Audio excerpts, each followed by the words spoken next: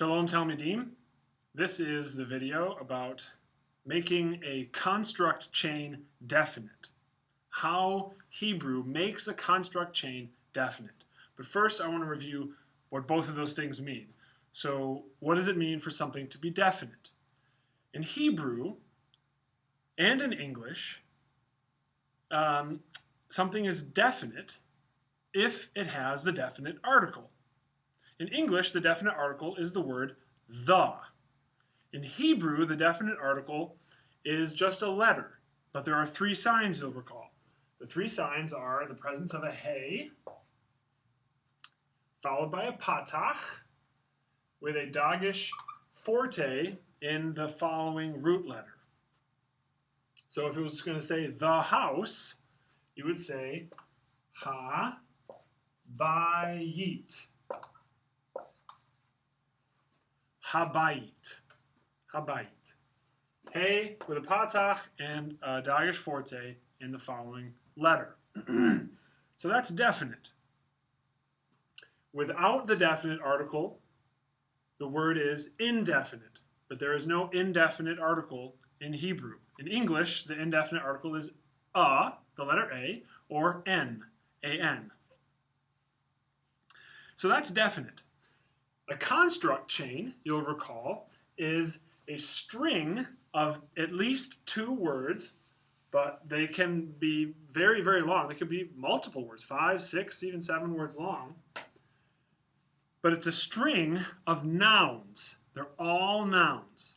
If you have an adjective or a preposition or a verb or something else in there, then the construct chain breaks down.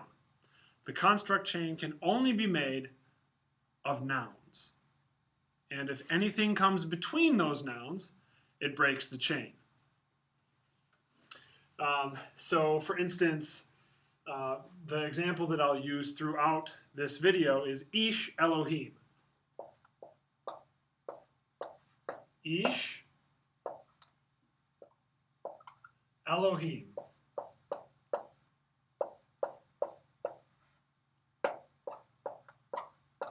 Man of God. Here it would be a man of God, because this is indefinite. Elohim, based on context, will be definite or indefinite. If it refers to the gods of some nation, or the God of Israel, if it's associated with a specific place or people group, then it would be definite. But you can also just say a god or gods. So Ish Elohim would be a man of God. A man of God. And so this is a construct chain. And it's an indefinite construct chain. Now, there are two rules related to the way that construct chains relate to other grammatical features. The kinds of words that are attached to nouns in sentences that affect construct chains. The first rule is that prepositions and conjunctions, right? So we talked about inseparable prepositions last week, beit, lamed, and kaf.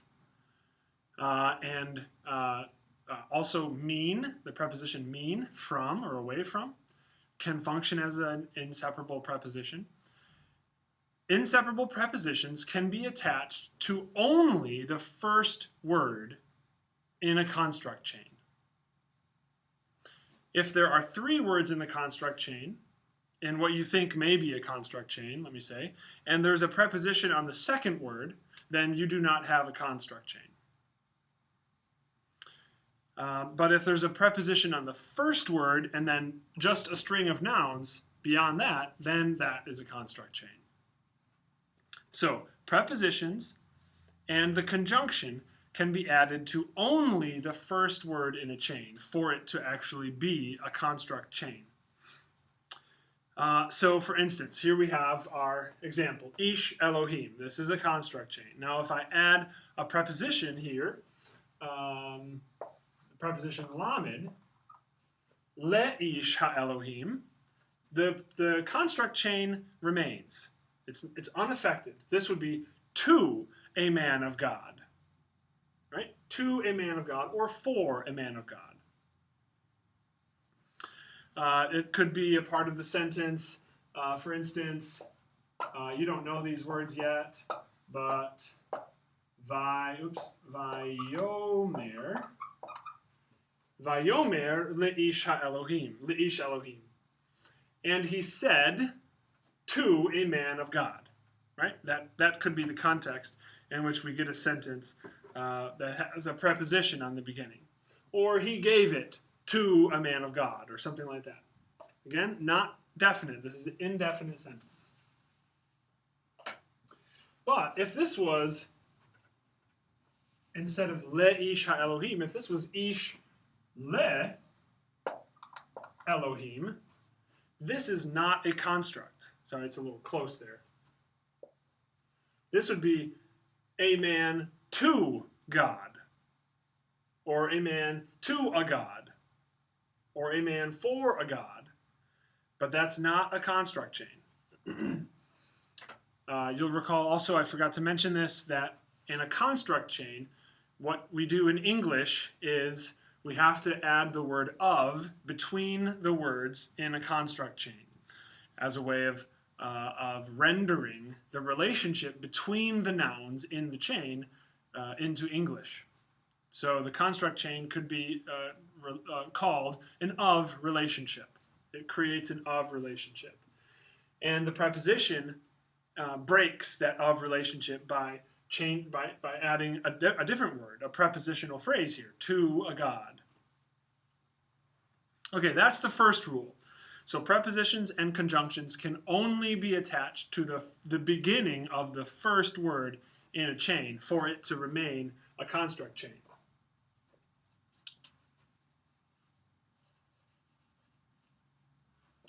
I'll rewrite this so there's a little more space there. Ish Elohim. Okay. The second rule is that the definite article, he, patach, dagesh, forte, the definite article can only be added to the last word in a construct chain. So prepositions and conjunctions can only be attached to the first word. Definite articles can only be attached to the final word in a chain, whether that's the second word in a chain of 2, the third in a chain of 3, fourth in a chain of 4, so on and so forth. So, for instance, if we said ish ha Elohim, now what happens when you attach the definite article to the last word in a construct chain, the whole chain becomes definite.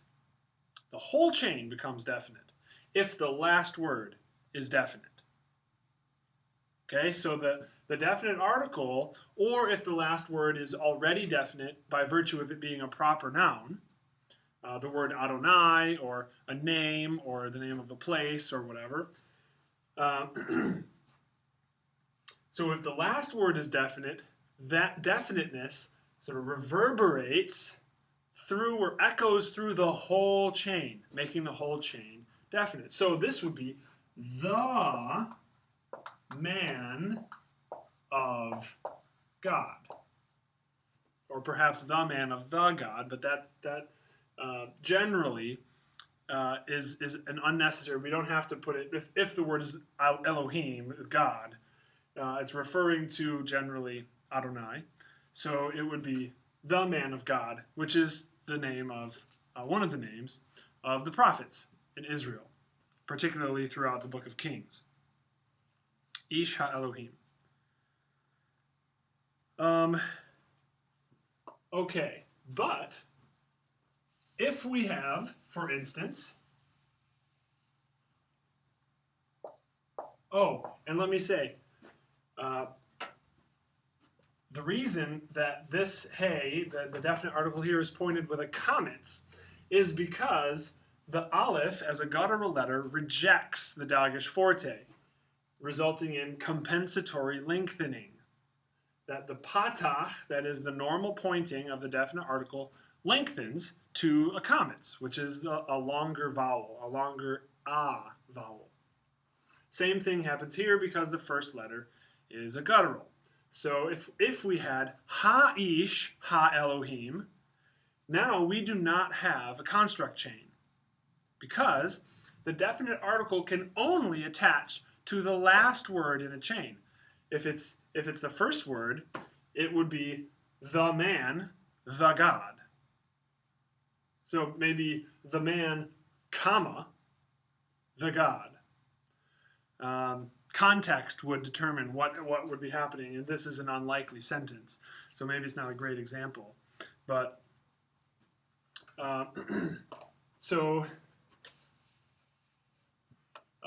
you might have a construct chain that's 3 words long. So you might have ben, or bain, bain ish ha-Elohim. Now remember, the last word is definite, so the whole chain is definite. The son of the man of God.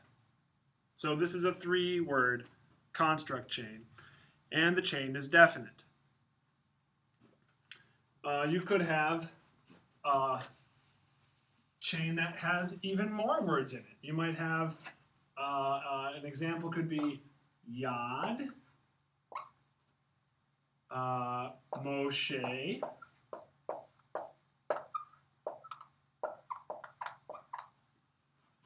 Navi. Navi is the word prophet. Adonai. Yad, Moshe, Navi, Adonai. Now, Adonai is a proper noun, and it's definite, so that means the whole chain is definite. The hand of Moses, you wouldn't say the Moses, because his name is already definite. The hand of Moses, the prophet of the Lord.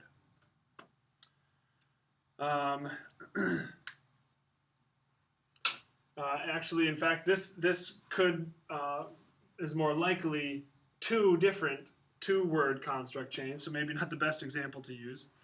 But so here, the hand of Moses, 1 chain, the prophet of the Lord, another chain.